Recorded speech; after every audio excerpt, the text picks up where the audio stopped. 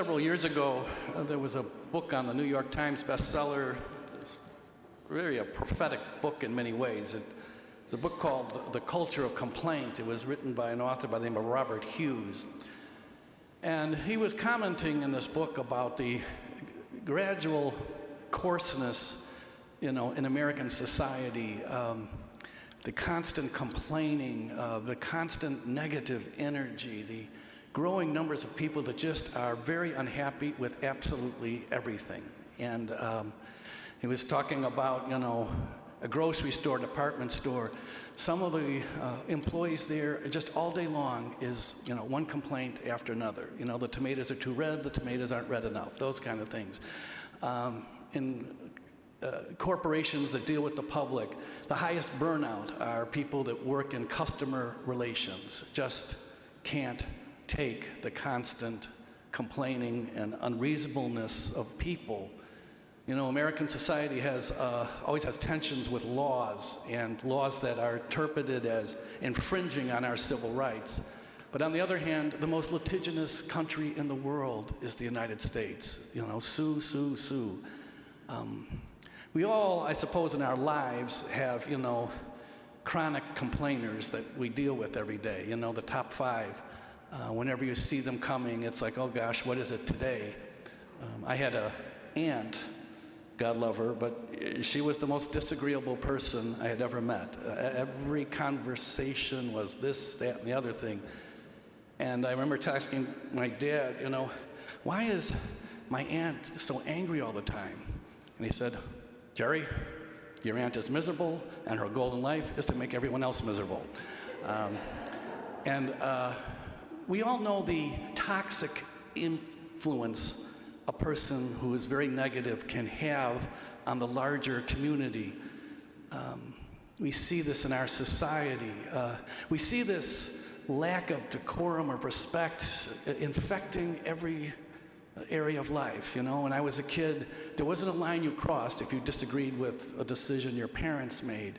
Or if you were a parent, you would stand with the teacher or the principal if your child had to face the music for something they did in the classroom. There was an automatic deference to a police officer or to a person in authority.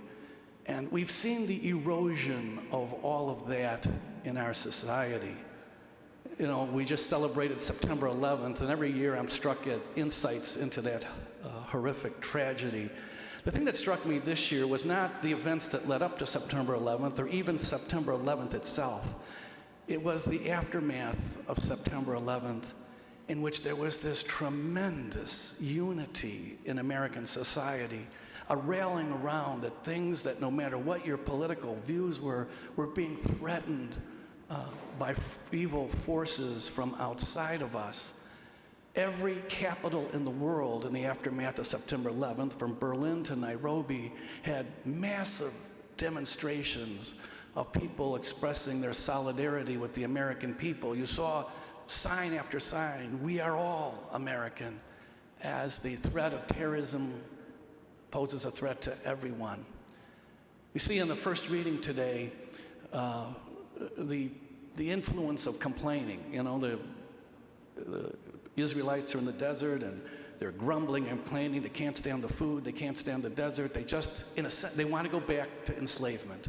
That's how the power of negative thinking took over this whole group of people. And the Lord God is just absolutely fed up with it, fed up with their complaining. So he sent serpents out to take out the complainers. And, the people begin to come to their senses and they beg Moses for forgiveness. Moses begs the Lord. And the Lord invites Moses to put a serpent on a staff and lift it up. And anyone who would look at that would be healed and saved. Many, many centuries later, someone else would be lifted up who had been surrounded by criticism, resentment, jealousy, anger. That was Jesus Christ. And he was lifted up on the cross to be not a sign of loss, but a sign of victory, not a sign of defeat, but a sign of glorious accomplishment, of raising us all up to be people of love and mercy, not sadness and complaining. He came to restore hope where there was despair. He came to be lifted up, to remind us that the power of love can conquer the most difficult, painful realities we face.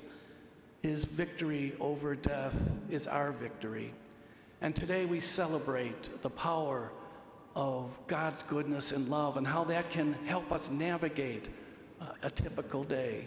Perhaps today you'll avoid an instinctual reaction to criticize another person or some decision that affects your life.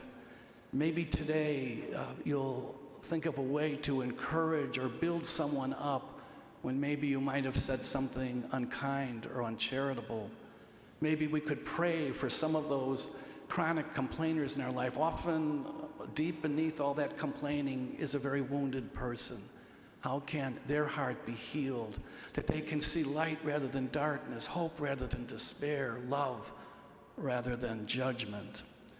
Today we celebrate this feast where the Lord is lifted up in our midst to remind us that we are called to His mercy and His love every day of our lives. For God so loved the world that He gave us His only Son. Thank you for joining us for this celebration of the Mass. This virtual Mass is broadcast to hundreds of people every day of the week. You know, over 100 years ago, the very first celebrations of the Mass took place on the second floor of the Glenview Public House. It's been inconceivable that 100 years later, we would be reaching so many people all over the world through this technology. If you'd like to support the ongoing broadcasts of OLPH's Masses, please go to our website, go to Give Central, and you'd be able to support the ongoing outreach of this virtual ministry. Thank you for your support. Most of all, thank you for joining us in prayer. God bless you.